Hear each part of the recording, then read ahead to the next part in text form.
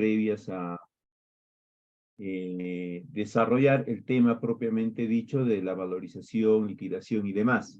Porque estamos hablando ya de la aplicación de la ley de contrataciones que, como entendemos todos, está orientada principalmente hacia las obras generadas por administración indirecta, es decir, por contrata. En ese contexto, el temario del módulo 2 está planteado para tratarse en 4 puntos. El primero, en los aspectos generales de las obras públicas, donde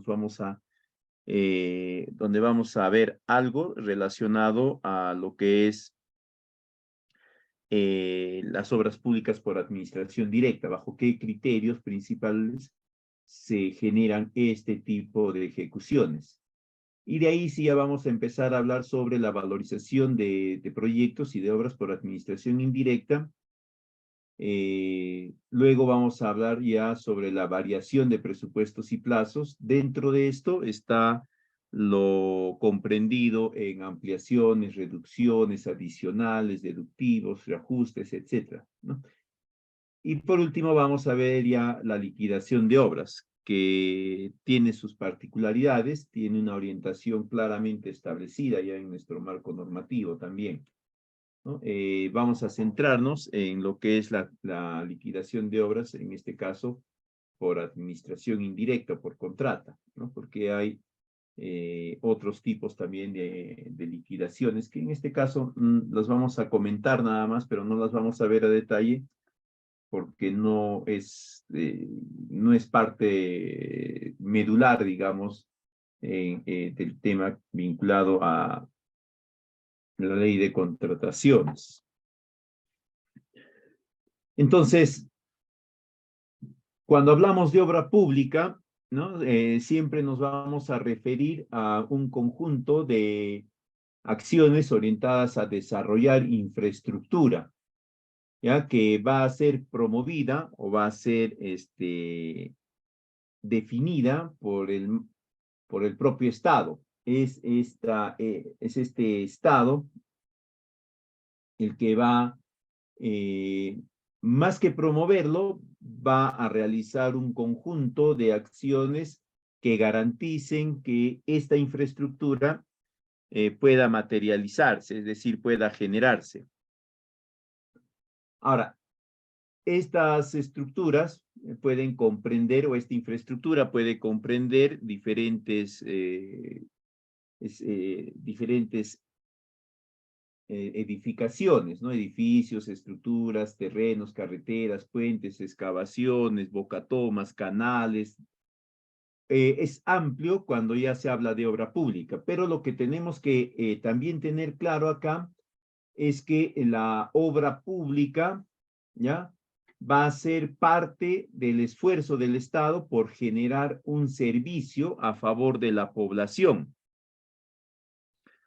No va a ser el desarrollo de infraestructura simplemente por desarrollarla, porque al alcalde, al gobernador regional o al ministro, al viceministro, a la presidenta se le ocurrió porque lo soñó así, qué sé yo, porque tuvo una visión, ¿no? Y le dijo, yo quiero que hagas acá un parque, ¿no?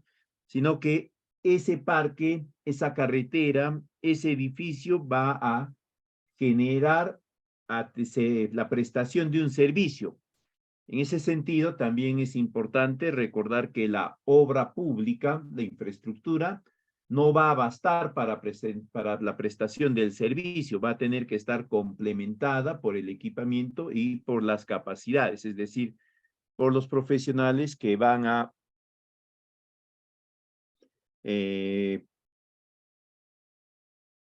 operar, ¿no? Que van a gestionar esa infraestructura y el equipamiento que va a contener, ¿no? Entonces, la obra pública es una que va a estar centrada a prestar servicio a la población en general, sin distinción, sin esquemas ni parámetros de exclusión.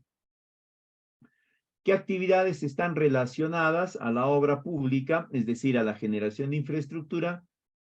Pues como se entiende, actividades vinculadas a la construcción, reconstrucción, mejoramiento, demolición, ampliación, rehabilitación, adecuamiento, acondicionamiento, reacondicionamiento, la cantidad de actividades que van a estar orientadas al desarrollo de la obra pública van a ser muy amplias, pero igualmente todas van a estar centradas en la prestación de un servicio.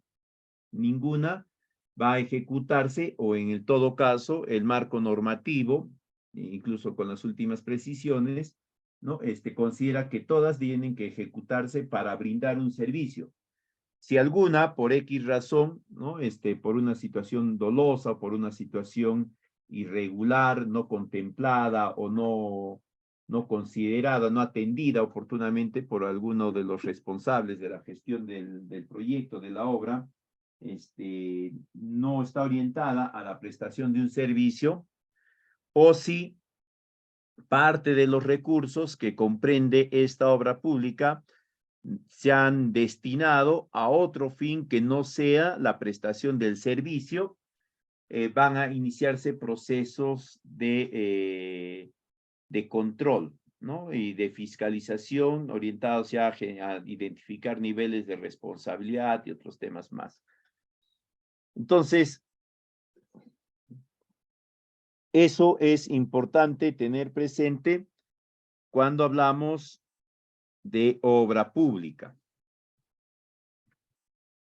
La finalidad, como ya hemos dicho, es la prestación de un servicio. Ahora, ¿qué tipo de servicio? Es decir, ¿es cualquier servicio el servicio que se le ocurre a alguna autoridad?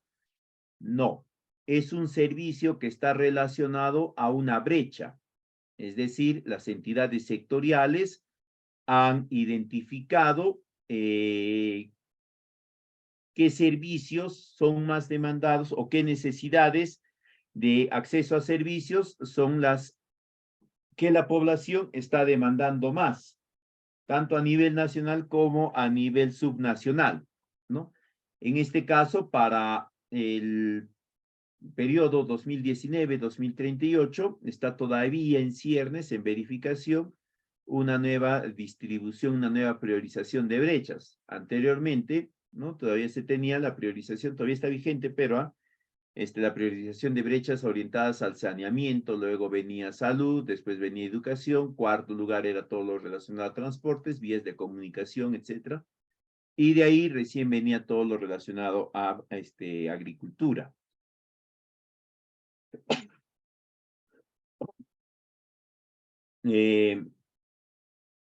Entonces, las obras también tienen que estar vinculadas o priorizadas en ese mismo sentido. No puede una autoridad subnacional o una autoridad nacional haber generado un conjunto de gestiones extraordinarias para priorizar una brecha distinta, ¿no? Por ejemplo, en un sector, en una localidad X, la autoridad máxima de esa zona determina pues que para él, porque, no sé, ¿no? Nació, vivió pensando en ello, X razones, prioriza prioriza proyectos relativos al sector producción, digamos, ¿no? Y no prioriza, no contempla, no está atendiendo el desarrollo de proyectos de saneamiento, ¿no? Ahí hay un incumplimiento normativo porque saneamiento tiene una mayor priorización que producción. Ahí no se puede justificar simplemente con que la población me pidió, con que yo nací ahí, soy del pueblo, que yo también era piscicultor de niño, para atender las truchas tenía que acarrear con gotero el agua y darles con goterito a las truchas, ¿no? Para que vivan, por eso yo estoy priorizando todo lo que es producción nada más en mi zona. No, hay una serie de parámetros y esto les comento porque cuando ustedes ejecuten proyectos en el marco de la inversión pública, estamos hablando de la ejecución ya, tienen que prestar atención a todos estos aspectos para no tener requerimientos aclaratorios posteriormente o no tener que justificar o atender algunos pedidos de información especial, extraordinaria que les puedan hacer las entidades rectoras, ¿no?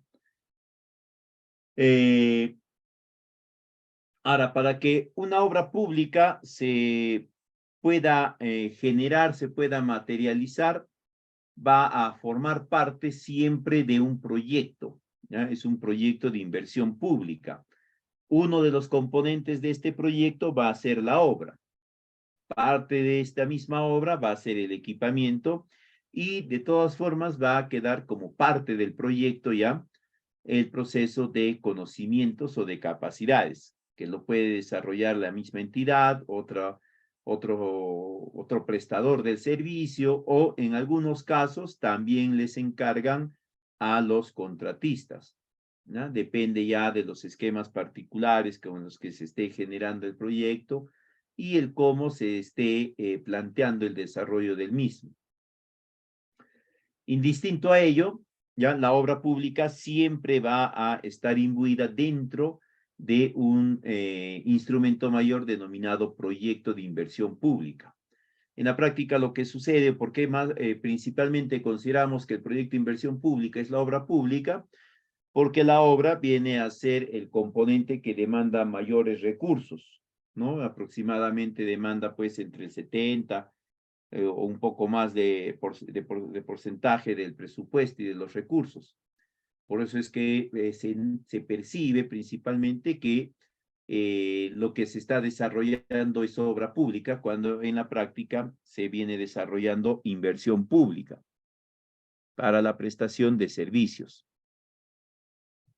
Ahora, hoy ustedes también cuando accedan a este tipo de intervenciones, no solamente van a prestarle atención al objeto propio de su contratación, es decir, la generación de la infraestructura, que en la práctica vendría a ser lo único que les interesa, ¿no? Porque es el contrato que está orientado a la generación de la infraestructura.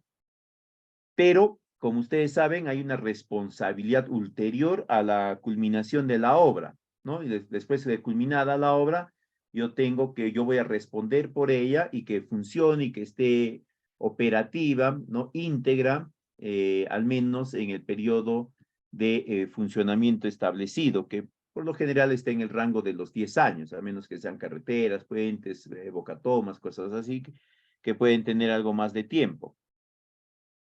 Pero para que eso se pueda materializar, se tiene que desarrollar acciones de operación y mantenimiento, que lo va a desarrollar un agente denominado operador, que puede ser la misma entidad, puede ser otra entidad, puede ser una organización de la población civil organizada, ¿no? En el marco de normativo específico. Por ejemplo, en saneamiento tenemos a las JAS, en lo que es riego tenemos a las organizaciones de usuarios, ¿no? Y así. Entonces, ustedes también deben de prestar atención que en el marco del proyecto, no solamente de la obra, en el marco del proyecto también se esté generando el proceso de capacitación, entrenamiento del operador, porque el operador es el que va a mantener operativo y funcionando la infraestructura, ¿no? De modo tal que si ustedes perciben de que el operador no está siendo capacitado o que el operador no está claramente identificado, no está, como diríamos, empoderado para poder desarrollar la obra, ustedes al momento de la culminación tendrían que mencionar eso, ¿no? Yo les comento esto básicamente como una recomendación para sentar precedentes, para sentar bases, que si posteriormente la infraestructura que han generado no cumple su ciclo de vida, su periodo de vida, porque empieza a verse afectada en su estructura, en su integralidad, etcétera, en sus características de resistencia, funcionalidad, lo que fuese. Muchas veces se debe a que el operador, ¿no? El encargado de la operación y mantenimiento no está desarrollando apropiadamente eso. Y ya cuando vienen las observaciones, los requerimientos de aclaración, ustedes van a tener que revisar ahí recién si el operador no estaba haciendo sus actividades, etcétera, ¿no? Para anteponerse a eso y sentar precedente para que luego ustedes rápidamente puedan descargar, yo les recomiendo que le presten atención también a este aspecto en el proceso de ejecución de la obra, ¿no? Ahora, en nuestro país tenemos básicamente dos tipos de ejecución de obras, ¿no? Las denominadas por administración directa, que es aquella que se va a desarrollar con la participación ejecutiva, es decir, va a desarrollar las actividades de ejecución la misma entidad. ¿no? No lo va a desarrollar otra persona, lo va a desarrollar la misma entidad, ¿no? Con sus propios recursos, no solamente los económicos, sino sobre todo los recursos humanos, los recursos logísticos, los recursos administrativos, etc. Eso se va a dar bajo ciertos parámetros. El primero es que la entidad haya indicado ante los órganos de control respectivo que tiene las capacidades para poder asumir ese tipo de responsabilidad, ¿no? Es decir, que esté comprendida dentro de la ley del Sistema Nacional de Control y de Contraloría y que haya presentado ante estos suficientes evidencias, ¿no? De que tiene esas capacidades, es decir, tiene personal capacitado, entrenado, con las habilidades, responsabilidades, que tiene equipamiento, que tiene maquinarias, que tiene también elementos logísticos que le van a permitir poder atender las demandas de recursos en los periodos establecidos en el expediente técnico y que busque en todo momento y alcance la optimización de la inversión, es decir, que todas las partidas que se hayan planteado las puede ejecutar en el periodo de tiempo que indica el expediente técnico y con el monto que el expediente técnico ha establecido en general y para cada una de las partidas.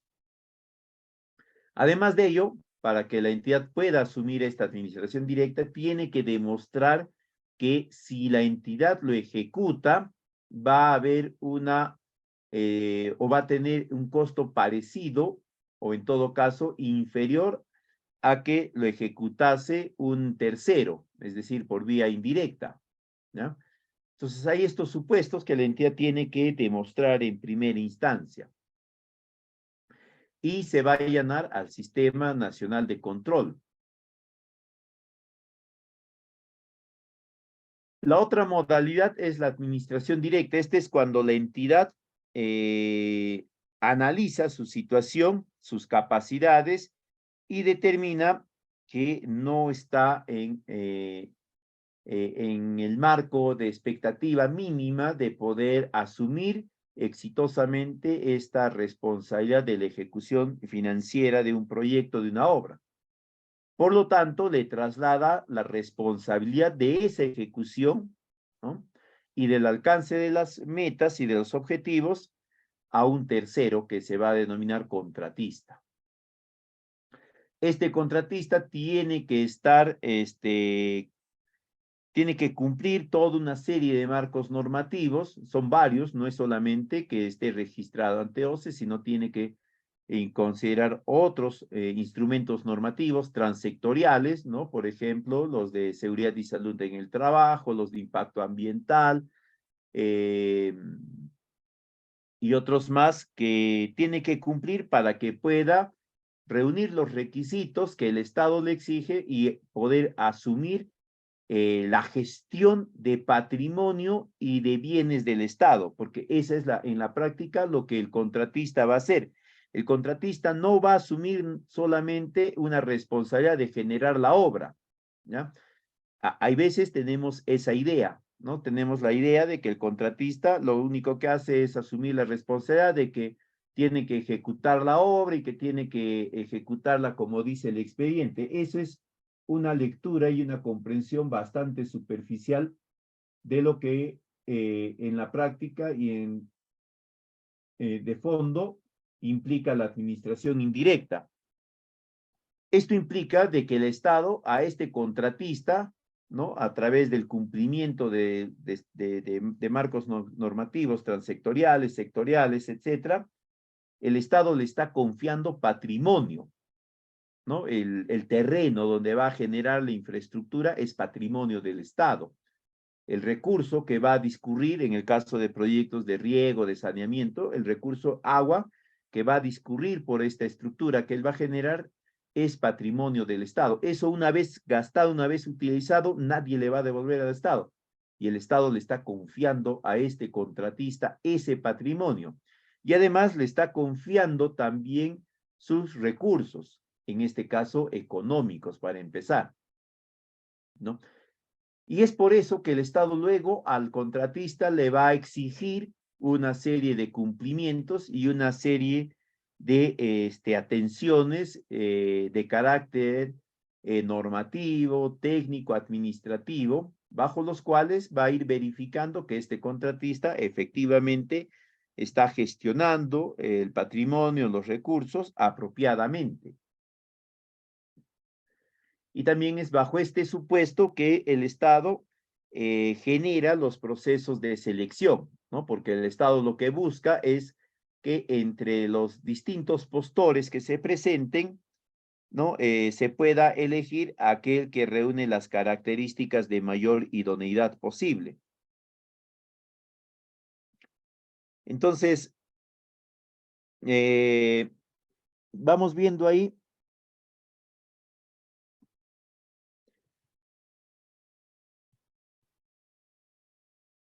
cómo es el nivel de implicancia que tiene la participación del contratista, ¿no? Y esa es una de las razones por las cuales en el momento de desarrollo de las actividades de control, ¿no? Al contratista se le exige, se le pide información específica, se le observa, se le encuentra requerimientos de aclaración, etcétera, ¿no? Porque se le ha encargado, se le ha confiado patrimonio y recursos del Estado. Ahora, dentro de estos sistemas de ejecución indirecta, vamos a encontrar básicamente dos sistemas. Uno, a suma alzada, ya en la cual hay un monto ya establecido de inversión para la ejecución del proyecto, en este caso de la obra, y además las cantidades, magnitudes, calidades de los diferentes recursos, los plazos, etcétera, están claramente establecidos, ¿no? Es decir, se ha definido con bastante precisión la cantidad de cemento, la cantidad de ladrillos, la cantidad de fierro, la cantidad de madera que va a requerirse para cada una de las partidas.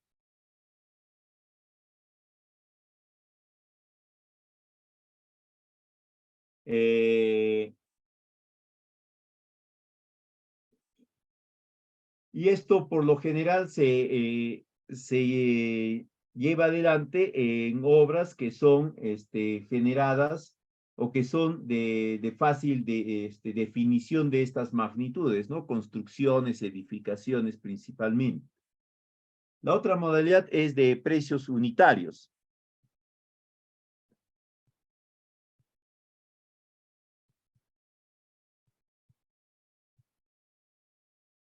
En la cual ya el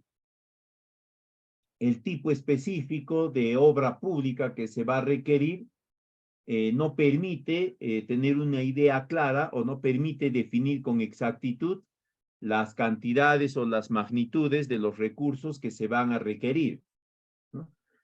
Por la dificultad que representa el poder definirlos. Básicamente acá están las obras que están vinculadas a grandes movimientos de tierra, ¿no? Canales de saneamiento, canales de riego, bocatomas, carreteras, túneles, represas, etcétera. Esas en las cuales, al momento de estar ejecutando las obras, ¿no? Estas van generando nuevos escenarios que requieren más o menos metrados de partidas, más o menos cantidades de recursos, etcétera.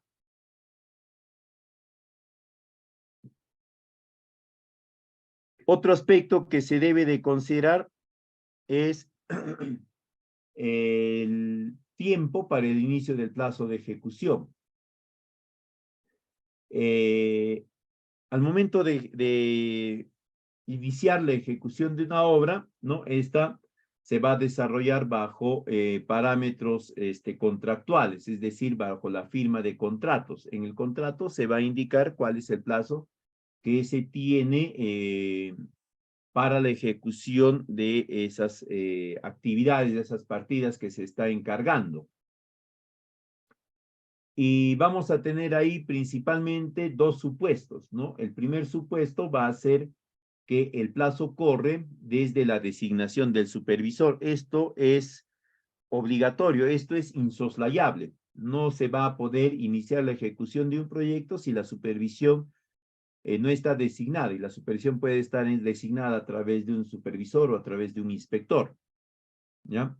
Y el otro supuesto que tiene que presentarse, los dos tienen que presentarse, por si acaso, el primero es insoslayable, ¿ya? Y de ahí vienen otros supuestos que pueden ser ya mutables, uno u otro, ¿no? Desde el día siguiente de la suscripción del contrato, desde el día siguiente de la recepción del terreno, desde la fecha que establece el contrato. Pero si no está designada la supervisión, una designación formal,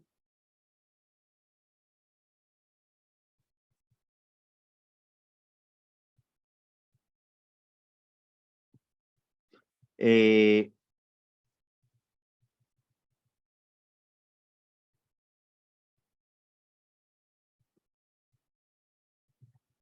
si no está designada la supervisión, una designación formal, como les decía, el plazo de inicio no se puede dar por iniciado, ¿no? Entonces, lo que compete ahí es que se establezca una postergación, ¿no? O una suspensión, perdón, del inicio de obra, ¿no? Se está suspendiendo el inicio de obra, no se está suspendiendo la ejecución,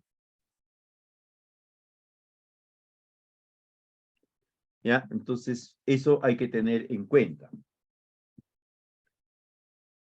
Eh, Otro aspecto importante que se tiene que tener en cuenta eh,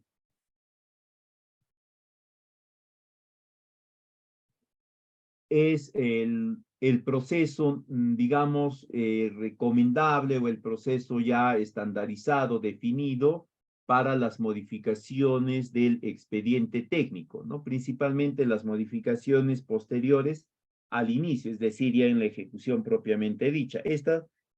Este proceso se tiene que seguir en todos los casos, ¿no? De cualquier tipo de modificación, por muy mínima que sea, a menos que, perdón, por muy mínima que sea, y si está relacionada a modificaciones de fondo.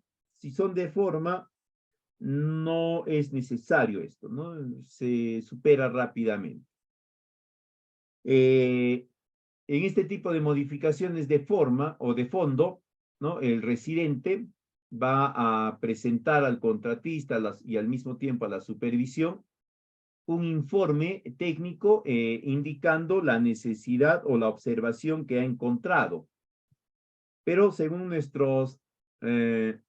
las últimas modificaciones del marco normativo, ahora se pide que no solamente haga la consulta, sino también que presente un informe, ¿no? ¿Ya? Y que en este informe, además de plantear la consulta nada más, ya más formal es el informe, ¿no?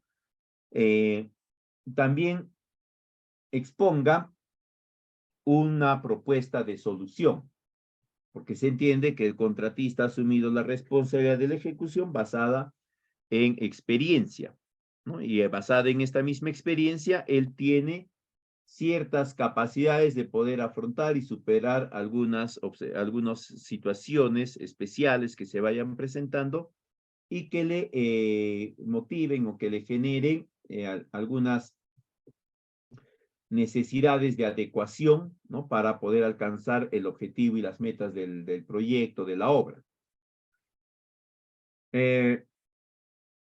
Una vez presentada este informe, ¿no? Al contratista, este va a revisarlo si considera que el residente tiene que hacer algún aporte adicional, alguna aclaración, qué sé yo, le va a pedir que lo haga, y una vez satisfecho esto, recién se lo va a trasladar a la supervisión. La supervisión va a proceder a revisar este informe y si está orientado a una consulta de forma, ¿no? Es decir, donde no se van a modificar las metas del proyecto, lo puede autorizar. Pero si va a haber modificaciones de las metas del proyecto, ya la supervisión no va a poder autorizarlas, va a tener que trasladárselas a la entidad para que ésta pueda absolverlos, porque esta es la única responsable de la ejecución de la obra. No va a haber otro responsable que no sea la entidad. Esta va a ser la única responsable. Ahora, a su vez, esta le puede haber generado el expediente técnico mediante un tercero, ¿no? Entonces, al proyectista le trasladará esta consulta para que él emita una opinión. Y a partir de esta opinión, ¿no? El contratista, o perdón, la entidad le va a comunicar a la supervisión para que ésta a su vez le comunique esta decisión al contratista y éste inicie la ejecución en los lineamientos que se está indicando en este pronunciamiento. Esa es generalmente, o va a ser por lo general, la mecánica de observaciones.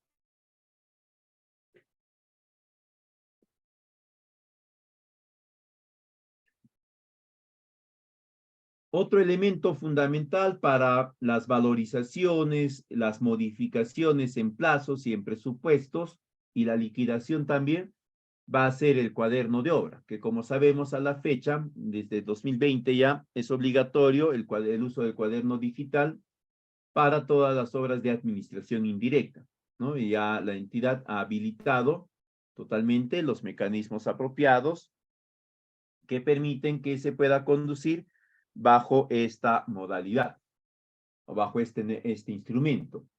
Tiene sus particularidades, hay que revisar los manuales propios, ¿ya? Se debe de gestionar con mucho cuidado porque no permite ya enmendaduras una vez dado por aprobado el asiento, puede estar en modo borrador un tiempo y después ya puede pasar a ser subido y una vez que está subido, es decir, está aprobado, ¿no? Ya no hay forma de modificarlo, lo que anteriormente no sucedía pues con el cuaderno de obra físico, ¿no? Que se podía modificar, se dejaban folios, espacios en los folios para hacer alguna acotación que se nos hubiese olvidado por si necesitábamos más adelante o simplemente el cuaderno de obra no estaba al día o en el peor de los casos, ¿no? Que sucedía muchas veces, que misteriosamente el cuaderno de obra se desaparecía o se perdía, te robaban y tenías que generar un nuevo cuaderno de obra que milagrosamente ya hacía pues que todo cuadre, ¿no? Como decía, ya todo correspondía, no había ningún espacio en blanco, no había ningún metrado, ninguna observación que se pueda generar, etc.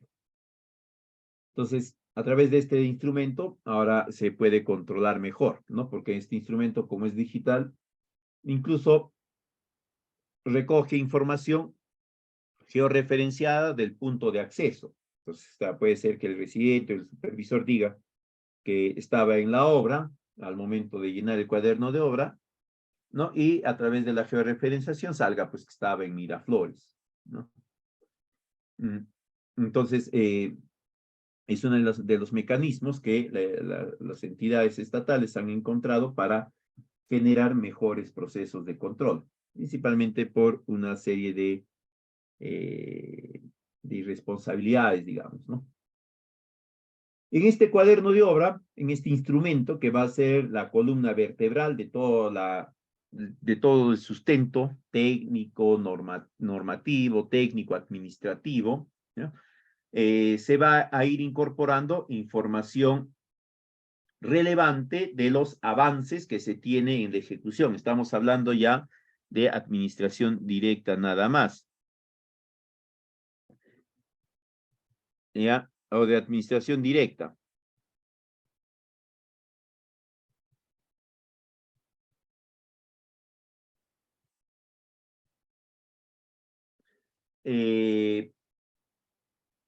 Y acá los que van a estar autorizados para llenar los asientos en este cuaderno de obra digital también, va a ser solo el residente y la supervisión, ¿no? A través del inspector o el supervisor. Quien conduce el cuaderno de obra va a seguir siendo el residente, ¿ya? Bajo los mismos parámetros, las mismas responsabilidades que se tenía anteriormente, se mantienen todavía acá. Y en ese sentido, van a haber una serie de partidas en el cuaderno de obra, ¿no? Hay algunos tipos de partidas ya predefinidas, hay partidas de inicio de obra, de culminación de obra, etcétera. Dentro de estos tipos de partidas hay dos que tiene que prestar bastante atención, ¿no? Que son las referidas a las partidas de consulta. Y ahí vamos a encontrar dos, que son las consultas de forma y las consultas de fondo. Y acá se tiene que tener bien claro, ¿no? Cuál es la diferencia de estas para que se pueda vincular cada una de estas a algunas variaciones que va a generarse ya en la ejecución del proyecto y que se van a revisar y se van a ver en las valorizaciones principalmente. Primero van a estar las consultas de forma, en las cuales, ¿no? La modificación o la variación de lo que dice, lo que indica el expediente, no va a alterar de ninguna forma el diseño de ingeniería, ¿no? Es más, está referido básicamente, como su mismo nombre lo dice, a modos modos muy, digamos, muy, poco vinculados al proceso constructivo propiamente dicho, ¿ya? Que no lo van a alterar. Por ejemplo, una consulta es, en lugar de usar encofrado de madera, se puede utilizar encofrado metálico, ¿no? Esta consulta y la posibilidad de autorizar esta variación de uso del encofrado metálico no va a alterar el diseño de ingeniería, ¿no? Porque lo que se está haciendo es generar este nuevo tipo de encofrado metálico con la finalidad de que tenga mayor duración. Igualmente, si ustedes lo han utilizado, habrán visto pues que te permite un mejor acabado, ¿no? A diferencia de la madera, que luego de 3 usos tiene que ser reemplazada y si se pretende seguir utilizando, se puede aplicar algún tipo de aditivo, de aditamento, pero ya el acabado va perdiendo calidad a medida que los usos se van incrementando también, ¿no? Además de eso, el encofrado de madera, ¿no? La madera tiende a perder forma rápidamente, sobre todo si está expuesta a procesos de humedad. En cambio, el encofrado metálico no. Entonces, ahí, como se puede apreciar, no va a haber variación del diseño de ingeniería. Esas son las consultas de forma. Y luego de forma. Y luego van a existir las consultas de fondo. Estas sí ya requieren la opinión del proyectista. Es decir, acá el supervisor no va a ser el autorizado para poder emitir opinión, es decir, autorizar o no variar, precisar, sino que ya quien tiene que generar la aclaración correspondiente es el que elaboró el diseño de ingeniería, el proyectista, en otras palabras. Por ejemplo, en un plano dice que una viga tiene un factor de 4 y en el otro dice que esa misma viga tiene otro factor distinto. En ese caso, ¿no? El supervisor no va a ser el autorizado para poder emitir opinión, porque él no ha generado el expediente técnico, él no ha establecido, ¿no? Los parámetros del diseño. Es más, él no ha elaborado el diseño, por lo tanto, él no tiene una idea clara si ese error corresponde al plano 1 o corresponde al plano 2 o en todo caso ninguno de los dos planos está bien, ¿no? Tal vez sí debía decir ahí 8, debía decir 2 o debía decir 5, qué sé yo, pero eso está en otro documento, en otro ítem, no sé, que todavía no se ha percatado ni el mismo residente, ¿no? O simplemente el proyectista, uy, caramba, se me chispoteó, estaba de sueño y en lugar de ponerle 5, le terminé poniendo 4 acá y 6 acá porque al final, en el diseño final, en el ajuste final que hice, me salía 5 y me olvidé cambiar en estos. Entonces, ese tipo de consultas, ¿ya? Donde sí va a alterar el diseño de ingeniería, ¿no? Las características, dimensiones, resistencias, etcétera, sí van a tener que ser trasladadas al proyectista. Y este tipo de modificaciones, por lo general, van a acarrear algunas variaciones, ¿no? En el presupuesto o en el plazo de ejecución, o en algunos casos en ambas. En determinados casos, incluso va a generar que aparezcan nuevas partidas, ¿no? Porque nos olvidamos o porque sí, efectivamente, acá tenía que ser 6 y no 4, y todo lo que se tenía que generar previo a esto tiene que modificarse, ¿no? Se tiene que hacer algunas actividades especiales que son propias de cuando es 6 y no cuando es 4, y son nuevas partidas porque no estaba considerada en esta partida principal.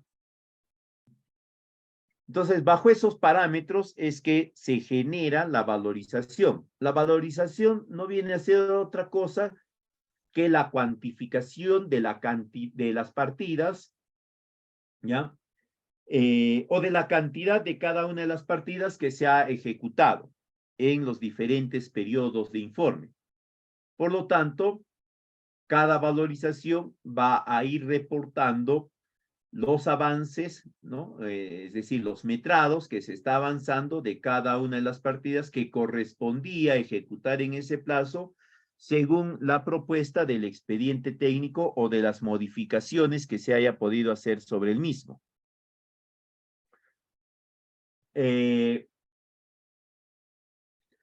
La finalidad es de poder justificar, ¿no? El cumplimiento de pago a favor del contratista, ¿ya?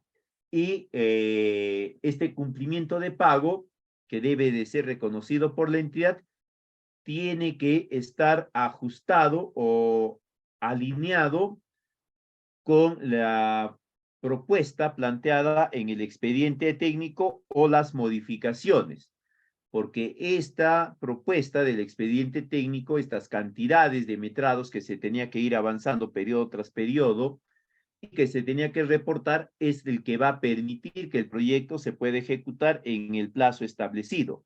6 meses, 8 meses, 9 meses, 10 meses, la cantidad de meses, ¿no? Y de ahí tenía que avanzar en la primera valorización, tenía que avanzar, digamos, de una partida, tenía que avanzar de una partida de 100, tenía que avanzar 10, en el segundo mes tenía que avanzar 20, en el tercer mes tenía que avanzar 50, en el cuarto mes tendría que haber avanzado 20 y en el quinto mes tendría que, ya tendría que tenerlo totalmente culminado todo. Y eso va a permitir que en 4 meses esa partida se haya culminado. Y eso se va a verificar a través de la valorización.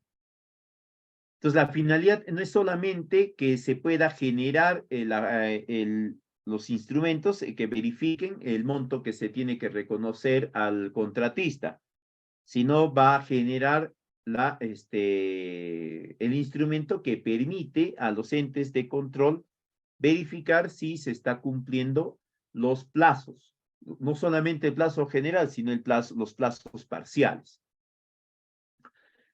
Estas valorizaciones se presentan por lo general, en la gran mayoría de casos, ¿no? Al culminar cada uno de los periodos, es decir, periodos mensuales, en la gran mayoría de casos, ¿ya? Porque hay algunos casos todavía que persisten, que la valorización pues se cumple a los 30 días calendarios, ¿no? Desde el momento de inicio de ejecución. Digamos, yo inicié la ejecución el 15 de abril, entonces me corresponde presentar la valorización 1 a los 30 días, es decir, para el 15 de mayo más o menos. Y luego presentaré la otra a 15 de junio y así sucesivamente, que tiene una serie de complicaciones, sobre todo para determinar los montos de reajuste, etcétera, ¿no? Porque hay diferentes índices que voy a considerar, o índices que van a corresponder, un índice va a corresponder a 2 periodos. Por lo general lo que hace es que si yo inicio el 15 de abril, ¿no? En el contrato me va a decir que mi primera valorización debe de abarcar desde el momento de inicio hasta el último día calendario del mes vigente, del mes de inicio. En este caso sería hasta el día de mañana, 30 de abril, ¿no? Y de ahí ya mis siguientes valorizaciones abarcan los periodos mensuales calendario, ya, ¿no? Es decir, tengo que presentar el 31 de mayo, 30 de junio, 31 de julio, 31 de agosto y así sucesivamente. Ahora, el plazo de elaboración Ojo, una cosa es el plazo de elaboración y otra cosa es el plazo de presentación. No hay que confundir. El plazo de elaboración básicamente es el último día de cada periodo, es decir, para el día de mañana, 30, yo tendría que tener ya mi valorización de este mes de abril. Y de ahí ya empiezan a pasar, según el contrato, los días para el plazo de presentación. ¿Ya? El plazo de ejecución, no, el plazo de elaboración no me pone, ¿ya? No me va a indicar la entidad no me va a decir, tú elaboras tu valorización de todo el mes, la elaboras el último día. No, la entidad me dice que yo tengo un plazo de presentación, ¿no? El plazo de presentación será pues los 3 primeros días del periodo siguiente, del mes siguiente, los 5 primeros días o los tres primeros días calendarios, los 3 primeros días hábiles del periodo siguiente, como fuese. Y me ha dejado a criterio si yo puedo elaborar mi valorización desde el día 1 que empecé a gestionar recursos y patrimonio del Estado. Entonces yo puedo ser pues tan dedicado que el día 1 trabajo una partida y la estoy valorizando. El día 2 trabajo otra partida, la valorizo. El día 3 y así. O puede ser que vaya generando los avances respectivos, ¿no? En cada periodo o cada 5 días, qué sé yo. Ya depende ahí de cómo nosotros hayamos planteado o cómo nos hayan planteado el proyecto, ¿no? ¿Quién va a ser el responsable? El responsable de las valorizaciones es el residente y recomendable que sean elaboradas de forma conjunta con la supervisión, ¿no? Porque en la práctica se entiende que la supervisión ha acompañado, ha guiado, ha orientado a la residencia para que ésta pueda llevar adelante sus actividades de la forma más idónea posible.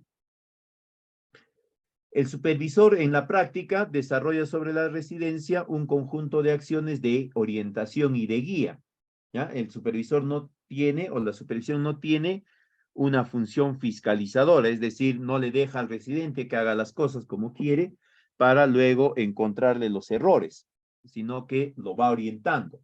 Porque al final, cuando culmine la obra, ¿no? La residencia elabora su informe de culminación, le presenta toda la información, en este caso al contratista, el contratista elabora su informe de liquidación, se la presenta a la supervisión y la supervisión la valora y se la traslada a la entidad y ya espera que se designe el comité de liquidación para presentárselo a ella. Y cuando le presenta esta información al comité de liquidación, el supervisor les indica o hace entender que él está presentando una obra que él ha monitoreado, que él ha controlado. Por lo tanto, la liquidación debería de encontrar alguna observación muy sutil o muy de forma, nada más. No podría encontrar observaciones de fondo, ¿ya? Porque se entiende que el supervisor ha estado siguiendo, ha estado monitoreando y por lo tanto la obra está bien. Por eso ha llegado hasta ese momento el supervisor y le está presentando la obra a la liquidación. Porque si hubiese visto que estaba mal, que el residente puede ser un desobligado, que no hacía caso a las recomendaciones, simplemente la supervisión decía, hasta acá nada más yo llego, yo me retiro. Hago mi informe de corte, tal como estoy dejando, esto no va para más, el residente hace lo que quiere, la entidad no le dice nada, al final no me voy a comprar yo el pleito, ¿no? Y yo me retiro, dejo todo saneadito y a otra cosa mariposa, entiéndanse ustedes. Si no he hecho eso es porque el residente ha estado controlando y su continuidad garantiza, ¿no? Que todo es conforme. ¿Cuál es el procedimiento estándar para las valorizaciones y metrados? Es la formulación y valorización de metrados, es decir, la cuantificación de avance de cada una de las partidas, la presentación a la entidad a través de la supervisión para la revisión de estos metrados. Luego ya se inicia el plazo de aprobación. Primero, previamente, va a considerarse la revisión y la observación de algunas de estas partidas.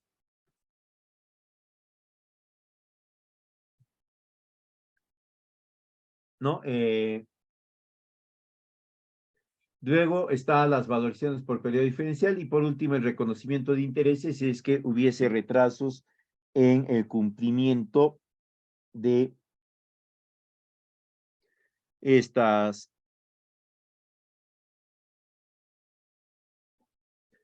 de estos pagos.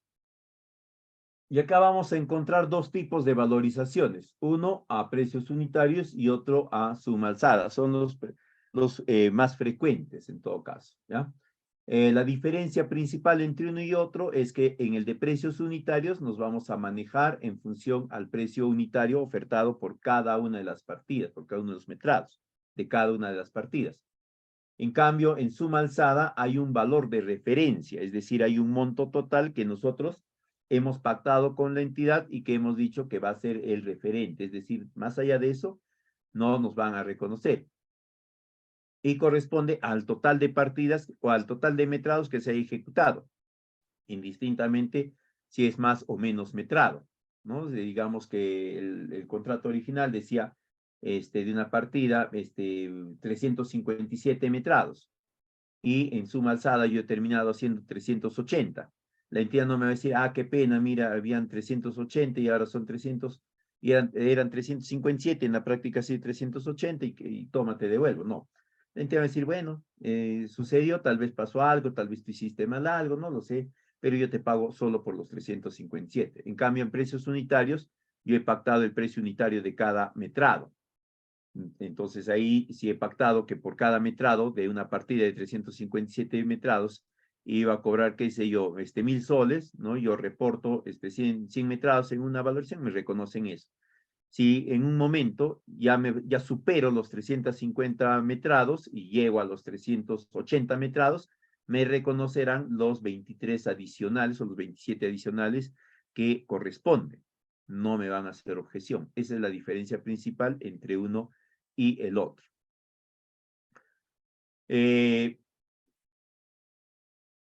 Por lo general, en administración indirecta se valorizan las partidas principales. Es ahí un poco distinto a la administración directa.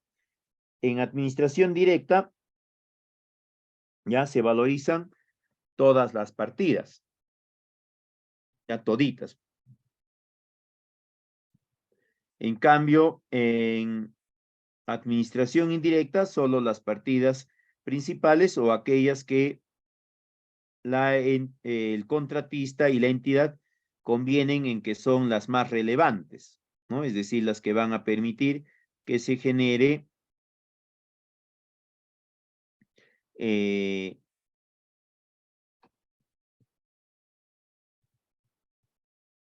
el proyecto, la obra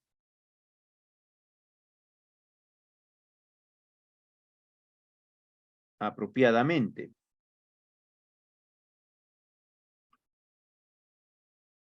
Entonces, acá se va a considerar ya las características propias de estos sistemas de ejecución, ¿no? Si esa suma alzada, como les decía, la valorización va a ser la sumatoria de los metrados de cada una de las partidas que se ha ejecutado en el periodo de informe.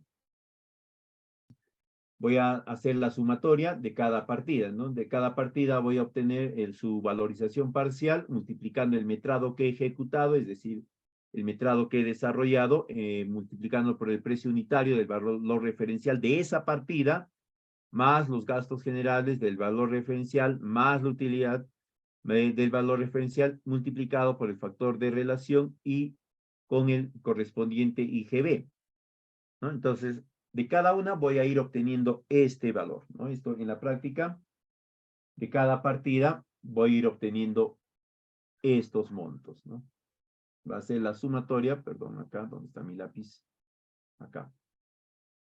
Va a ser la sumatoria de estos metrados. Hasta acá nada más es. Y a esta sumatoria de metrados le voy a adicionar los gastos generales del valor referencial del contrato, la utilidad del valor referencial del contrato, multiplicado por el factor de relación, más el IGB que corresponde, ¿no? Por ejemplo, yo he determinado que tengo algunas partidas, una de ellas es una de concreto armado, la otra es de un muro, ¿no? Y mi presupuesto base, el presupuesto que yo he definido, ¿no? Es 120 metros cúbicos en concreto armado y 120 metros cuadrados en muro de soga. Y del primero he ejecutado 135, es decir, he ejecutado 15 más, ¿no? Acá hay un adicional entre este y este de 15,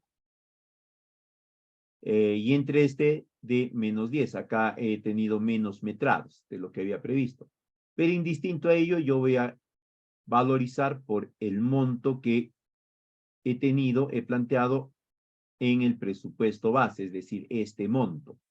No voy a poder valorizar otro metrado, no voy a poder valorizar el ejecutado. Ya, esa es la característica de suma alzada. En precio unitario, como les decía, es distinto, porque ahí yo valorizo en función al precio de cada uno de los metrados que hemos pactado. Yo puedo haber pactado un metrado en 1.000 soles y originalmente en el expediente decía 358 o 357 y ya cuando he ejecutado me salieron 480, 500, lo que sea. Si es así, yo no me preocupo, yo sigo ejecutando porque sé que al final me van a multiplicar el metrado por el precio unitario. No va a ser el valor referencial de la partida, sino el precio de cada uno de los metrados. Entonces acá, igual que en el caso anterior, voy a sacar la sumatoria de mis metrados ejecutados, multiplicado cada uno por su precio ofertado y le voy a sumar a esto el gasto general ofertado, la utilidad ofertada y el IGB, ¿no? En otras palabras, siguiendo el ejemplo anterior, si yo tengo concreto armado, ¿no? De 120 nuevamente y terreno de fundación de 150 metros cúbicos, digamos que del primero he ejecutado 135, es decir, acá tengo más 10 o más 15, más 15 metros cúbicos, voy a valorizar por eso, por mi 120, la base, más el adicional que he generado. Y si es al contrario, si es que en el presupuesto base era un monto mayor al ejecutado, ¿no? 150 metros cúbicos, y al culminar mi corte de terreno de fundación, ejecutado únicamente 340, es decir, menos 10, yo voy a tener que valorizar solamente por ese monto, ¿no? Es decir, por la base más el ejecutado, digamos, el diferencial, ¿no? Que es menos 10, por lo tanto sería solamente 140. Por eso es por lo que voy a valorizar o me van a reconocer la valorización de ellos, nada más. Como habíamos dicho, los metrados se ejecutan o se elaboran conjuntamente entre el residente y la supervisión, ¿ya? Esa es la recomendación para que puedan ser congruentes, para agilizar los procesos de verificación, etc. Ahora, eso no indica de que no se puedan generar separados, ¿no? Es decir, el residente por su cuenta y la supervisión posteriormente también por su cuenta. En muchas oportunidades se va a generar discrepancias en las valorizaciones, ¿ya? En este caso, ya se tiene que considerar pues que estas no deben de afectar el cumplimiento de algunos pagos, ¿no? Y ya los montos que puedan quedar ahí en duda, que puedan quedar como parte de los montos observados, porque la partida no correspondía a lo que consideraba el residente, lo que consideraba la supervisión, eso se va a resolver ya en la liquidación, porque en la liquidación se va a verificar el total de la partida. Entonces puede ser que en el proceso de ejecución había una discrepancia de 30 metrados, ¿no? Porque el expediente decía 125 y yo digo 140, mi discrepancia es 15 metrados. Pero ya en la liquidación se va a verificar pues si efectivamente eran los 125 que decía el expediente o si son los 140 que yo he estado indicando. Si se verifica los 140, obviamente se hará el reconocimiento respectivo a mi favor. Si se verifica que han sido siempre los 125, pues simplemente no se me reconocerá aquello, ¿no? Porque en la liquidación ya se va a analizar, se va a evaluar el conjunto de la partida, si contempla o no los metrados que se había previsto o algo más. Ahora, siempre queda, pues, si uno desea hacer prevalecer su punto de vista en esto de valorizaciones, puede recurrir siempre al proceso de arbitraje, ¿no? Y ahí hay que generar las acciones respectivas, ¿no? Se te sometes al arbitraje, dependiendo de si el arbitraje te es favorable o no, puedes recurrir a una segunda instancia administrativa o si no, ya dejas ahí y procedes a una vía judicial. Ya. La vía judicial ya es otro esquema en el cual ya hay otro tipo de acciones que se va a realizar. En cuanto a la aprobación de las valorizaciones, estas se enmarcan dentro de lo que está establecido en el contrato. Por lo general, el contrato indica plazos máximos de 5 o 7 días. Entonces hay que considerar ello para poder tener el efecto deseado, ¿no? El cumplimiento deseado. En cuanto a la cancelación, ¿ya? La cancelación también está estipulada en el contrato. ¿Ya? Por lo general nos dicen que es entre 15 días hábiles después de la aprobación de la valorización, ¿no? Y la aprobación de la valorización nos toma más, nos dicen que son 5 días hábiles o 7 días hábiles. Si sumamos días hábiles, 5 días, suponiendo que son 7 días hábiles, y le sumamos 15 días hábiles, estamos hablando de 22 días hábiles. A esto hay que sumarle los sábados y domingos, ¿no? Y tendremos entre 22 entre 5, son 4.2, más o menos son 4 semanas, 8 días más. Es decir, casi a los 30 días nos estarían cumpliendo el pago. ¿Ya? Por eso es que por lo general nos pagan a fines del mes que hemos presentado nuestra valorización. Básicamente por eso. Y así están la mayoría de contratos. ¿Ah? Ahora, ¿qué sucede si la entidad demora en la cancelación de la valorización? ¿No? Se tiene toda la prerrogativa, el contratista tiene toda la prerrogativa para iniciar los procesos de apercibimiento que la ley le permite, ¿no? Por carta notarial, etcétera. Ya si se superan los plazos, puede iniciar otros procesos adicionales. ¿Ya? ¿Cuál es el esquema general de valorizaciones por administración indirecta? Se determina primero la valorización del periodo, luego se calcula el reajuste, ¿no? Luego la deducción del reajuste, con estos tres datos se estima la valorización bruta, ¿no? Es decir, la valorización bruta se obtiene de la valorización del periodo más el reajuste menos la deducción de reajuste. Y para obtener la valorización neta, a esta valorización bruta se le restan la amortización de adelantos, que pueden ser de dos tipos, adelanto directo o adelanto de materiales. Se obtiene esta valorización neta y se le saca el IGB respectivo, y con esto no se tiene el monto de cancelación, ¿no? Es decir, el monto de cancelación viene a ser la valorización neta más el IGB que le corresponde. En cuanto al vencimiento, ya hemos dicho, no hay plazos. Por lo general, el vencimiento está a 30 días calendarios, más o menos en promedio, puede llegar hasta 25 en algunos casos, dependiendo de ciertos factores, ¿no? Y de ahí ya el contratista pues puede ejercer su derecho de solicitar ante la entidad el reconocimiento de intereses, moras, daños y perjuicios y demás, ¿no? Ahí los abogados especialistas reconocen que hay hasta 3, 4 tipos incluso de daños, etcétera. Ya es objeto ya de la atención especial de un especialista en el derecho de contrataciones con el Estado para que los oriente apropiadamente. ¿Ya? Y el cumplimiento o los montos de pago de estos intereses, moras, también están referidos en el contrato respectivo, ¿no? Ahí están asignados cuáles son los porcentajes, etc.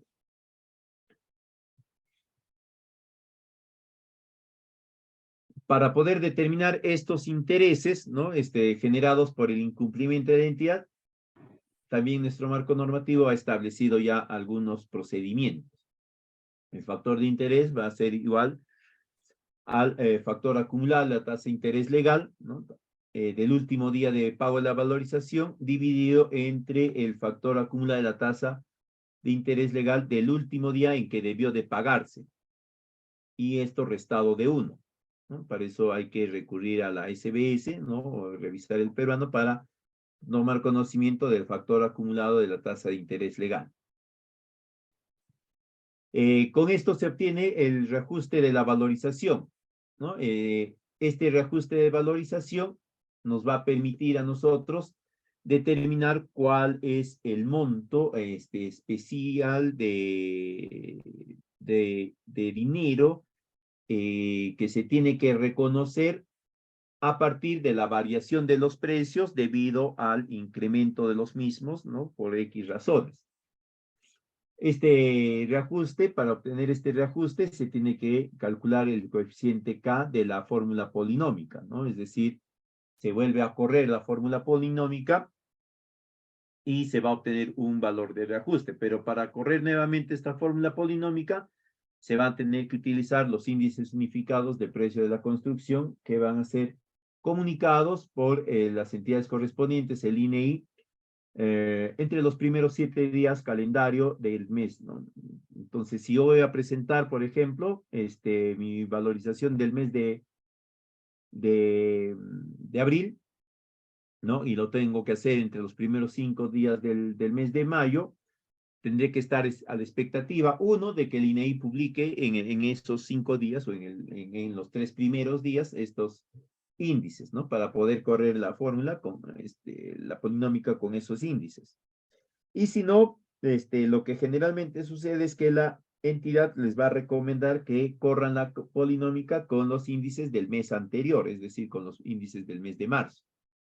Y ya luego esto se reajusta todo en la liquidación, porque en la liquidación se vuelve a verificar, se vuelve a correr las polinómicas, ¿no? Con los índices que le correspondían, y ahí ya se va a ir determinando estos valores apropiados. Es parte de los procesos ya de verificación de información o verificación de datos en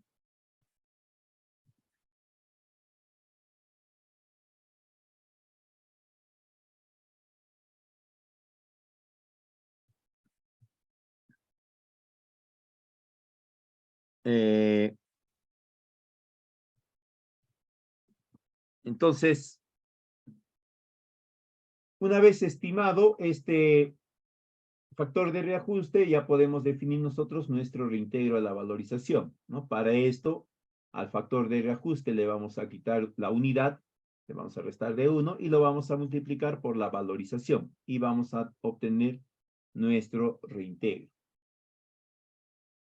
Una vez obtenido el reintegro, podemos obtener ya nosotros nuestra valorización reajustada, ¿no? Porque a la valorización la vamos a sumar con el reintegro y nos va a dar un valor que corresponde a nuestra valorización reajustada.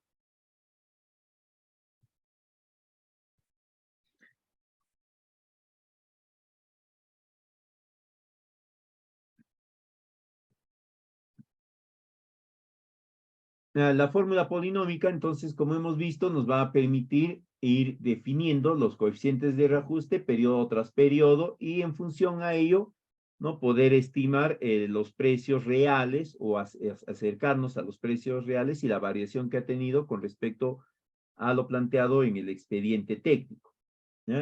Cada proyecto tiene o cada obra tiene sus fórmulas polinómicas. Más allá de eso, también la polinómica nos va a servir rápidamente para ver a qué tipo de partida está cargado más presupuesto, ¿no? Por ejemplo, acá dicen, la polinómica es MR más JR más QR, ¿no? MR se entiende que es mano de obra o materiales, JR es jornales, QR es maquinaria y así. Entonces ahí podemos ver que uno de estos elementos, el que tenga el mayor índice, ¿no? Es decir, A, B, C o D, va a ser el que tiene mayor participación en el presupuesto. Por ejemplo, en esta polinómica, en esta primera, podemos ver que el mayor índice lo tiene en jornales, mano de obra, ¿no? Con punto 283, que está por acá. Acá. Quiere decir que en este tipo de proyecto, en esta obra en específico, ¿no? El mayor costo de la inversión está orientado hacia lo que es la mano de obra. Y hay que prestarle más atención a ella para poder tener un mejor control de nuestra inversión.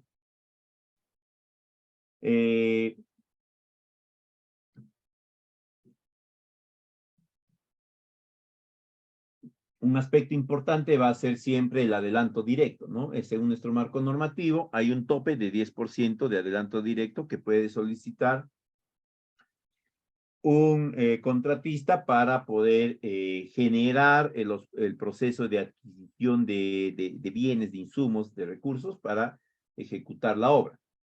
Anteriormente, ya con la última modificación, ya no se requiere, ya no se exige que el contratista pueda demostrar la capacidad de inversión. Anteriormente sí se exigía, ahora no. Esto básicamente es para facilitar pues que estos contratistas no puedan alcanzar de una mejor forma o puedan participar, ¿no? Para que no se vean tan afectados por estos requerimientos, ¿no?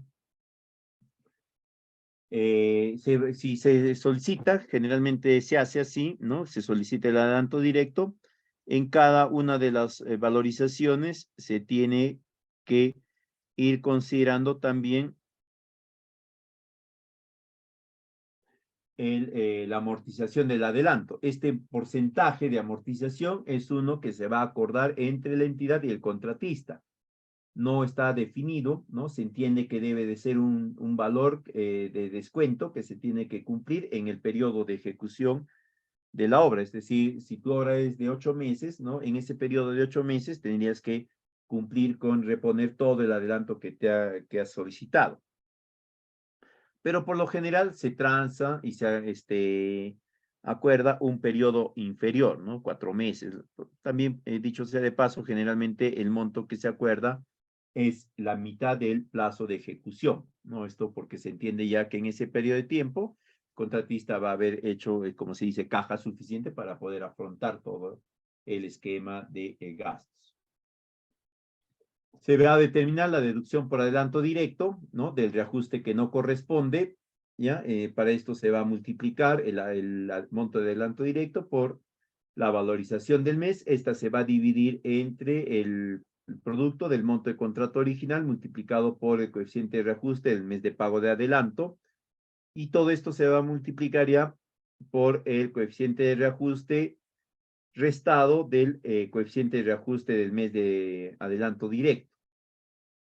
Para estas fórmulas se aplican. Ahí, para facilitarles el proceso, ya conjuntamente con la PPT, les voy a compartir a través de la escuela esta hoja de cálculo donde ya están todas estas fórmulas incorporadas. Entonces, ustedes acá la van a estudiar, se van a dar cuenta que las fórmulas ya están incluidas, no están con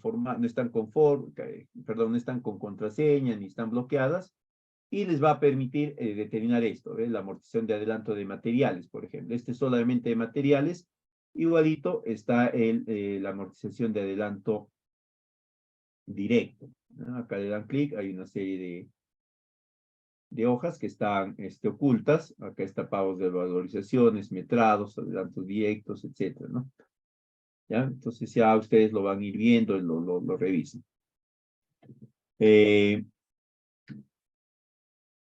Y también existe el adelanto de materiales, ¿no? Como sabemos, este tipo de adelantos se realizan bajo parámetros muy puntuales. Está vinculado a un tope del 20% del monto de contrato y debe de enfocarse a los materiales que se van a utilizar en las partidas que corresponden a los periodos iniciales, ¿no? Básicamente estamos hablando de la tercera parte más o menos del plazo de ejecución. Si tu plazo de ejecución es de un año, ¿no? Sería pues a las partidas que vas a ejecutar en los primeros 4 meses o 3 meses nada más. No puedes tú pedir un adelanto de materiales, ¿no? En el mes 1, y esos materiales vas a requerirlos todavía en el mes 6, ¿no? Tiene que corresponder a las partidas que se van a ejecutar inmediatamente y generalmente está entre las partidas que se van a ejecutar en los primeros 3 o 4 meses, ¿no? De la ejecución perdón, entre la tercera y la cuarta parte del periodo de ejecución.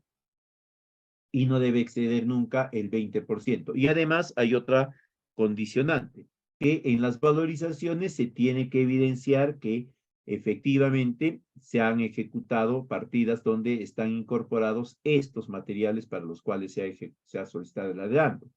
La solicitud de este tipo de adelanto, por si acaso, no es ambigua, es decir, no vas a decir solamente requiero este adelanto de tantos soles, ¿no? De tantos miles de soles para adquisición de materiales. Tienes que indicar qué materiales, para qué partidas, qué cantidades, y además tienes que indicar, ¿no? O tienes que adjuntar el cronograma en el cual se van a ejecutar, porque en función a eso se va a hacer la verificación. Una vez más, recuerden que acá el contratista está recibiendo la confianza del Estado para gestionar sus bienes y recursos. Igualmente, también hay una amortización del adelanto de materiales, ¿no? Esto también va a ser en función al acuerdo al que han convenido las partes, el contratista y la entidad. Se entiende que este plazo de amortización es el mismo que corresponde a la cantidad de materiales que se va a incorporar en las partidas que están siendo solicitadas, ¿no? Yo he solicitado materiales para partidas que voy a ejecutar los 2 primeros meses o 3 primeros meses. Quiere decir que en ese mismo periodo de tiempo yo tendría que amortizar el total de ese monto que he pedido de adelanto de este material de esa partida. No me puedo exceder. Es decir, yo no puedo pedir, qué sé yo, 100.000 soles de adelanto para cemento, ¿no? Y he dicho que lo voy a utilizar en los 3 primeros meses y hemos acordado que yo le voy a devolver a la entidad ese monto hasta el mes 8, ¿no? No sucede así, ¿ya? Y si están generando por alguna razón ese esquema, tengan por seguro que las entidades de control van a intervenir, porque no es lo que corresponde. Y acá lo que se calcula es la deducción del adelanto de materiales, ¿no? Acá se va a considerar el coeficiente de incidencia, que se va a multiplicar por la valorización respectiva, y esto se va a multiplicar por el cociente que se va a obtener al dividir la resta del índice de precios del elemento de interés a la fecha de reajuste, es decir, del material que se ha adelantado, menos el índice de precios de ese mismo material a la fecha de adelanto, dividido entre el índice de precios del elemento a la fecha del valor referencial, es decir, a la fecha de la firma del contrato. ¿Ya? Entonces, así se va a ir generando. Esta misma fórmula, como le dije, ya está considerada en la hoja de cálculo que se les va a facilitar. Un aspecto que se va a ir calculando, valorización tras valorización, incluido si es que hay plazos adicionales que se están generando, es el gasto general, ¿no? Va a haber mayores gastos generales si es que se está ampliando el plazo de ejecución, si es que hay adicionales, ¿ya? Pero no va a reconocerse gastos variables, lo que se reconocen son gastos fijos. Si hay ampliaciones de plazo, ¿no? Por paralizaciones, pero que sean reconocidas únicamente por condiciones ajenas al contratista, ahí sí se van a generar mayores gastos variables. Y luego, ¿no? Se van a reconocer mayores gastos generales por partidas o prestaciones adicionales o por obras adicionales, etc. El procedimiento de es el mismo que hemos visto anteriormente de los procedimientos generales sobre cualquier tipo de modificación, ¿no? Lo inicia el residente, que lo comunica al contratista, el contratista la supervisión va a trasladárselo a la entidad. Acá sí la supervisión sí o sí le traslada a la entidad, porque la supervisión no puede autorizar esta variación de costos. Quien autoriza es la entidad. La supervisión está para el control, no para la autorización. Dependiendo si van a ser mayores gastos generales por suma alzada o por con precios unitarios, ¿no? Los procesos de cálculo son relativamente algo distintos, ¿no? Hay que considerar que en suma alzada es un valor referencial el que marca estos cálculos, y en precios unitarios es el precio unitario pactado, es decir, el precio unitario de cada una de las partidas. En cuanto al control de plazos, que es el que va a motivar los adicionales, los deductivos, etcétera, vamos a encontrar acá que estos se van a vincular a mayores metrados o a la variación de metrados.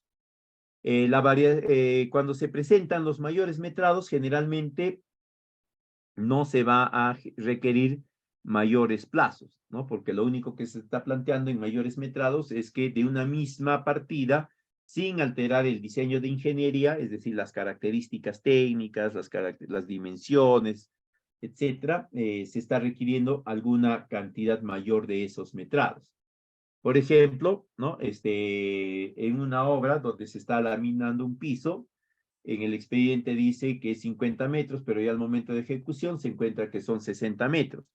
Esos 10 metros de diferencia sí o sí se tienen que laminar, porque si no, no se tiene la partida concluida, o en todo caso, el auditorio no podría entrar en operación, porque esos 10 metros faltantes, ¿no? Imagínense pues que hemos dejado espacios de 10 por 10, ¿no? Cada cierta distancia, ¿no? Tendríamos como lunarcitos, ¿no? 100 lunarcitos, y bien dispuestitos, ¿no? Entonces, lo que se asume es de que eso se tiene que alcanzar en el plazo que está dentro de la partida, para que esto quede totalmente cumplido. Y ahí no se está alterando el diseño, ¿no? Lo único que se está generando es una mayor cantidad de metrados de esa partida. Otro es, digamos que hay una carretera donde en un tramo, ¿no? En una progresiva, determinada en un tramo de progresivas, ¿no? Que se pensaba expropiar, no se puede porque el dueño no quiere, no da pase, etcétera, pero para poder generar la operatividad de la carretera, ese tramo sí o sí tiene que ser asfaltado. No podemos asfaltarlo por encima del dueño del predio, es decir, qué piña, ¿no? Te paso el rodeo por encima y ya, pues, tú serás ahí el pagapu para que la pista no se mueva, ¿no? Lo que se va a hacer es tener que generar un nuevo trazo, ¿no? En este caso, por ejemplo, se asume de que el nuevo trazo pasa por un terreno aledaño, contigo donde no hay esta dificultad. Las características del suelo de ese nuevo trazo son las mismas que tenía el trazo original. Todas las acciones, las actividades, las partidas que se tenía que desarrollar, se enmarcan bajo los mismos parámetros de diseño. Pero ¿no? Como es un recodo que se va a tener que formar, se va a necesitar 50 metros adicionales de carretera. Ahí tampoco va a haber variación de el diseño. ¿Ya? Todos los parámetros de diseño e ingeniería no se van a modificar. Entonces, nuevamente se habla de mayores metrados nada más. No se está variando el diseño de ingeniería, solo se está requiriendo mayores metrados. Los mayores metrados pueden generar gastos generales adicionales. En algunos casos sí, en otros no necesariamente. En este primer caso, por ejemplo, no va a generar mayores gastos generales. En el segundo caso, posiblemente sí, ¿no? Porque se tendrá que hacer una prueba adicional más, ¿no? De densidad de la capa que se está compactando, etcétera, que son gastos generales. Ahí sí se tendrá que considerar el respectivo. ¿En qué caso se va a considerar entonces una prestación adicional? El metrado, como les dije, generalmente no considera ampliación de plazos de ejecución, generalmente, a menos que sea pues una cantidad importante de nuevos metrados que está apareciendo en diferentes partidas, ¿no? Entonces, ¿en qué caso se va a generar la necesidad de un mayor plazo? ¿O en qué casos es más comprensible la necesidad de mayores gastos generales? Cuando se dan las prestaciones adicionales. ¿Qué quiere decir una prestación adicional? En la práctica viene a ser una partida incrementada, ¿no? O en todo caso, una nueva partida, que no estaba considerada en el expediente original. Por lo tanto, el diseño de ingeniería, ¿no? Se ha visto alterado, ¿ya? Se ha visto modificado. Como hay un nuevo diseño de ingeniería o una variación en el diseño de ingeniería, tiene que estar soportado también por algunos gastos generales vinculados. El requisito que tiene que presentarse para que esto se dé es que sí o sí sea necesario para alcanzar las metas y el objetivo del proyecto. ¿Cuáles son las metas? Los metrados de cada partida. ¿Cuál es el objetivo? La prestación del servicio. Si en el ejemplo anterior mi carretera no hacía el nuevo trazo, no voy a poder brindar el servicio de transporte, al menos no de la calidad que se esperaba, porque voy a tener ese tramo de 50 metros donde mi carretera ya no es asfaltada, está solamente afirmada. Entonces ya no voy a prestar el mismo tipo de servicio, al menos, como decía, no la calidad, me demoraré unos minutos más en la prestación del servicio, etc. Y lo que se busca con los proyectos es prestar un servicio de alta calidad a favor de los beneficiarios. Y acá vamos a encontrar que esta prestación adicional, que en la práctica va a convertirse en un incremento del monto original del contrato, puede tener dos topos. Uno primero va a ser del 15%, en el cual la entidad tiene toda la potestad de opinar. Y luego está un tope máximo de 50%, es decir, de 15% para arriba, donde ya quienes van a tener que opinar son Contraloría y otros órganos, ¿no? Es un proceso más complejo. Hay dos procedimientos. Uno de ellos es por la modificación, por necesidad, ¿no? Aparecieron estas nuevas partidas y se requiere, o por deficiencia del expediente técnico.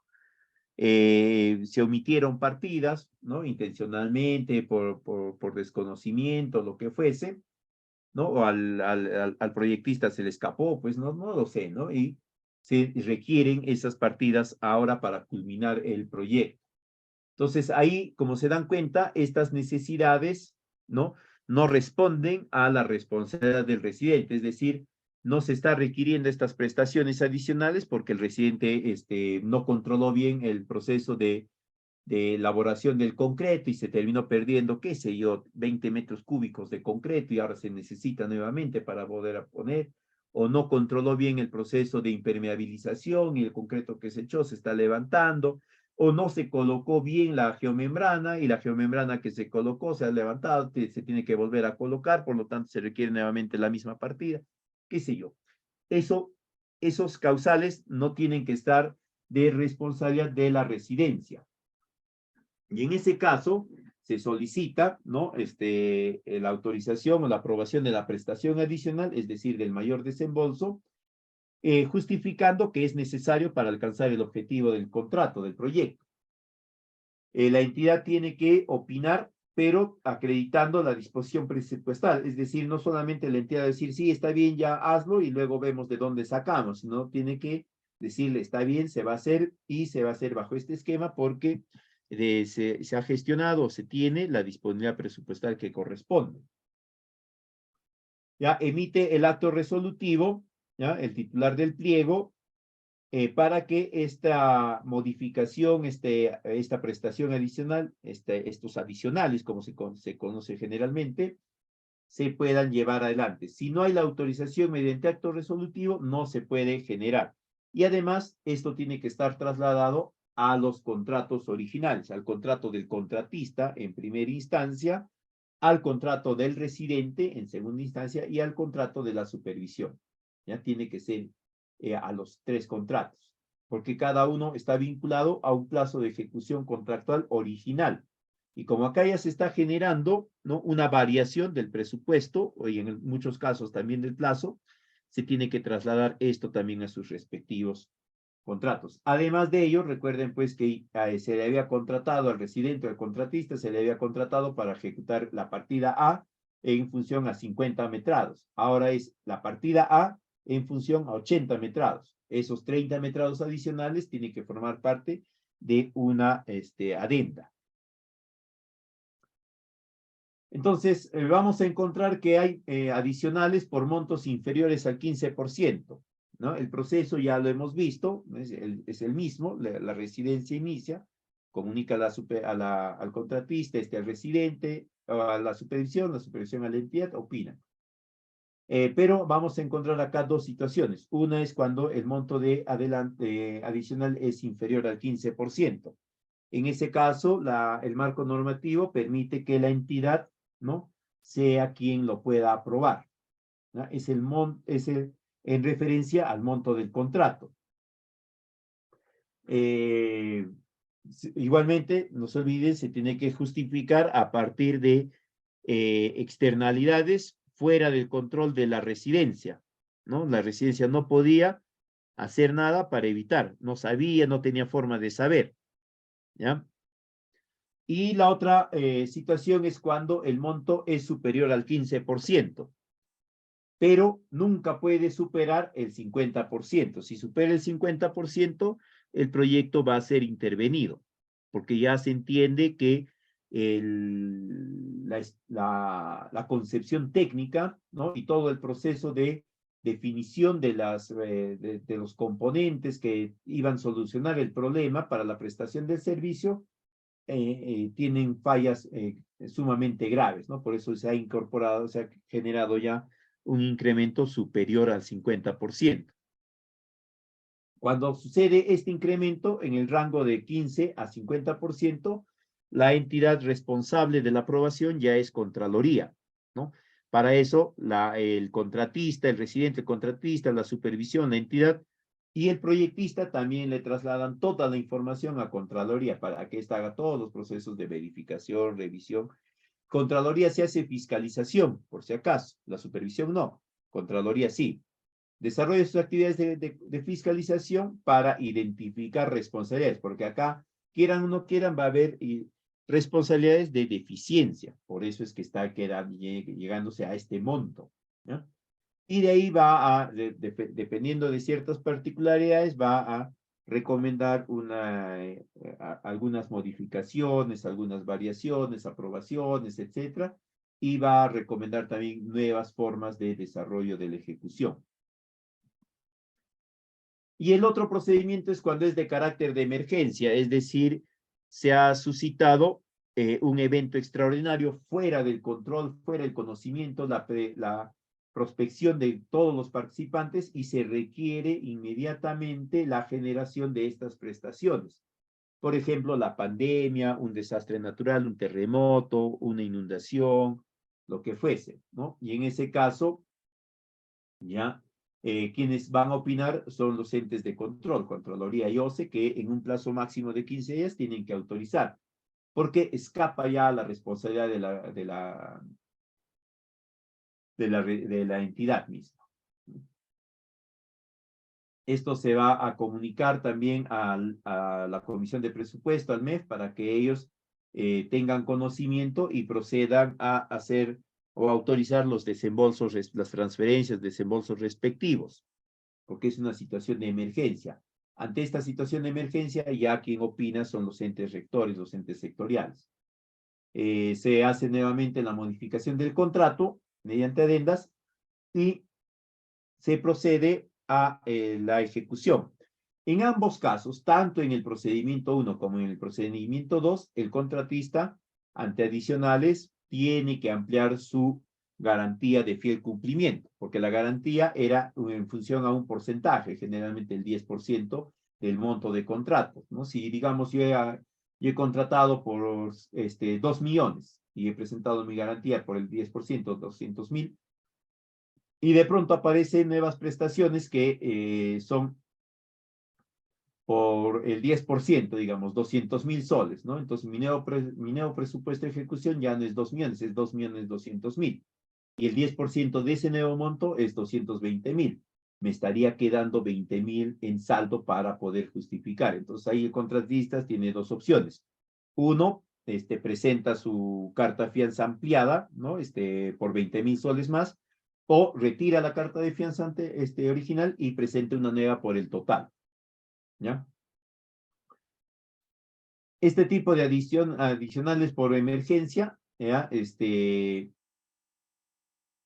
Siempre se tienen que aprobar y el marco de aprobación es el que ya hemos descrito, ¿no? En cuanto a la valorización de estas obras adicionales, se tiene que considerar que no superen el 15% para que sea autorizado por la entidad, y si supera eso, ya tiene que ser autorizado por la entidad de control respectiva, Contraloría en este caso. La valorización de las adicionales, por si no me estaba olvidando, se hacen por separado, ¿no? No se hace una valorización conjunta, es decir, esta nueva partida no la voy a incorporar con la que ya existía, sino la tengo que generar por separado, para que quede claramente establecido estos montos y además se pueda relacionar los adicionales, los mayores gastos generales que le corresponden también. En el caso de estas solicitudes adicionales, no se olviden que la necesidad tiene que ser por causas ajenas al control de la residencia, tienen que estar orientadas a alcanzar el objetivo y las metas del proyecto, ¿ya? En ningún caso puede estar desvinculada de estas. Los límites ya hemos establecido, no puede superar el 50%, si supera el 50%, la obra es intervenida inmediatamente. Otra variación van a ser las reducciones. Las reducciones, ¿ya? Son partidas que ya no se van a ejecutar o metrados de partidas que no se van a ejecutar. Por lo tanto, hay una disminución en el costo del proyecto. Esto va a tener un tope de 25%. ¿Ya? Es decir, se le puede reponer o devolver al Estado, en otras palabras, hasta el 25% del costo del proyecto, pero pues, viendo que estas reducciones no afecten el objetivo del proyecto, es decir, que se pueda brindar el servicio en la calidad que se ha considerado inicialmente.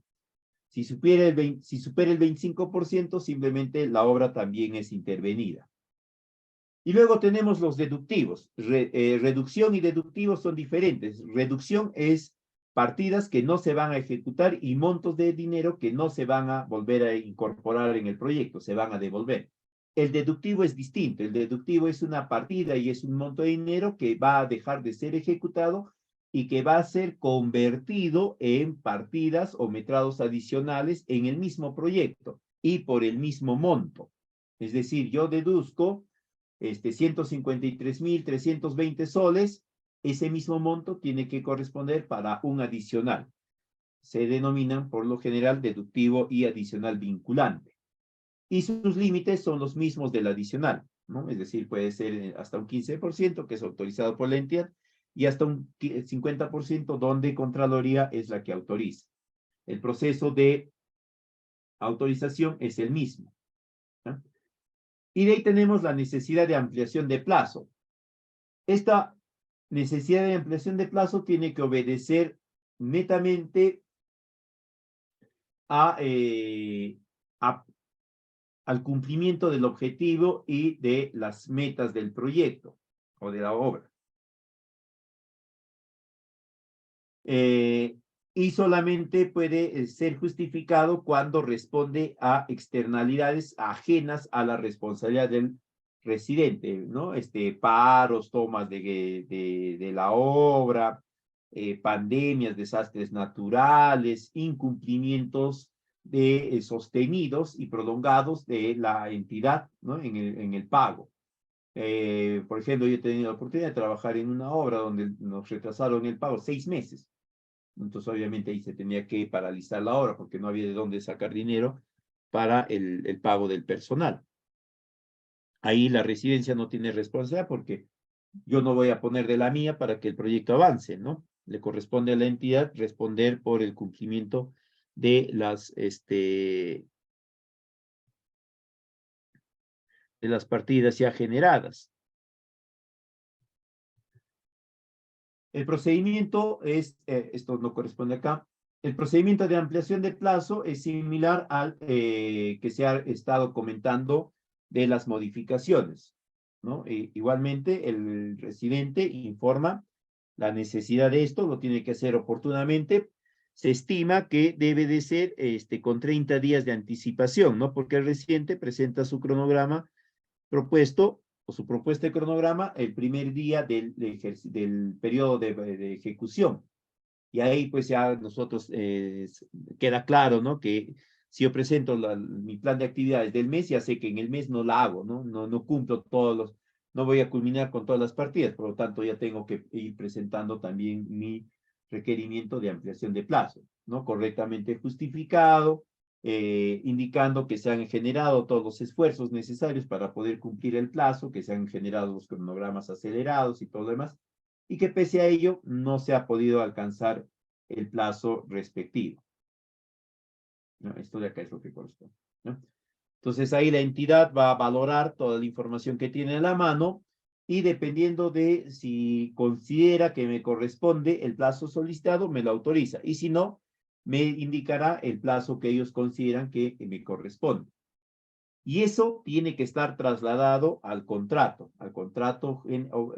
principal y luego a los contratos derivados, ¿no? Del residente, del supervisor, de los especialistas, si es que estos están vinculados a este mismo contrato, etcétera. De otra forma, ninguno de los actores técnicos puede realizar sus actividades. Si hay controversias, esto ya hemos hablado, ¿no? Se soluciona mediante procesos de arbitraje. Ahí tienen en pantalla ustedes una página de OCE donde ustedes pueden ingresar y pueden revisar los pronunciamientos de OCE, ¿no? Respecto al cumplimiento o algunos pronunciamientos definitivos ya de la entidad sobre una serie de consultas. Ustedes ingresan, ¿ya? Solicitan, acá ponen una palabra clave, dependiendo de qué es lo que están buscando, ¿ya? Y el aplicativo les va a devolver, ¿no? Por ejemplo, le ponemos paralización. Le damos clic a buscar. Acá abajo está.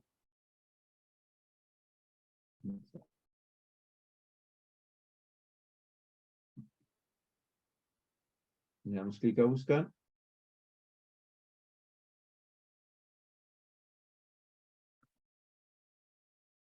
No, porque no sentí.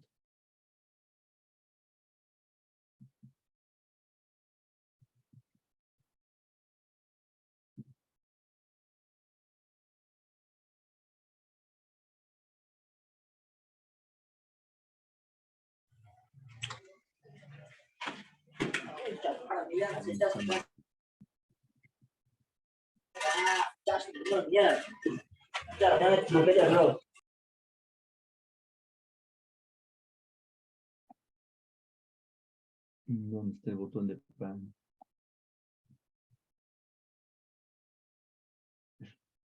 Modifica. Ah, no, está mal escrito esto. Acá no va a aparecer nada porque está mal escrito.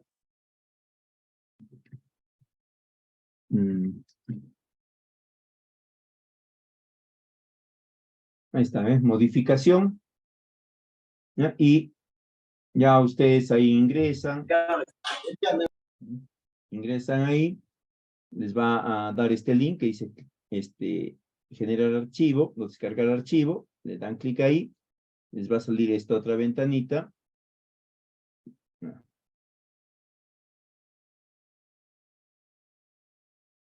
Y no está mal, no, disculpa.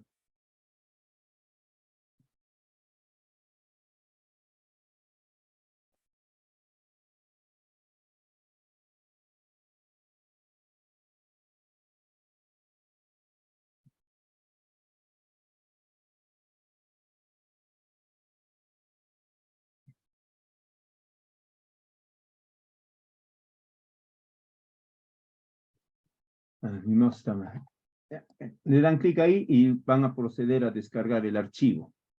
Una vez que descargan el archivo, van a poder acceder a él, ¿no? Generalmente viene el archivo, acá está.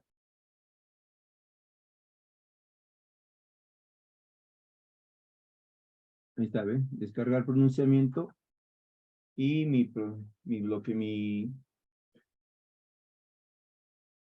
mi antivirus está bloqueando el descargar. Mi antivirus es el que me está bloqueando. Bueno, le dan clic ahí y les va a descargar el pronunciamiento. Ahí ya ustedes lo revisan, ¿no? Y ven si es lo que estaban buscando, ¿no? Y así siguen buscando más archivos. Si hubiese consultas, quedo atento para poderlas absolver. ¿Ya? La PPT conjuntamente con la hoja de cálculo se les voy a hacer llegar a todos ustedes a través de la escuela. Si hubiesen consultas, quedo atento para poderlas atender.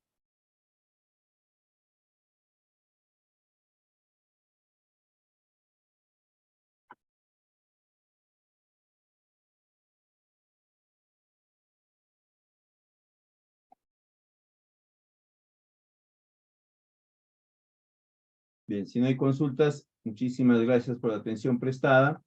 Ahí en la PPT está mi número de WhatsApp. Si tienen más adelante alguna otra duda, alguna otra consulta que hacer, con todo gusto me escriben y yo les voy a atender.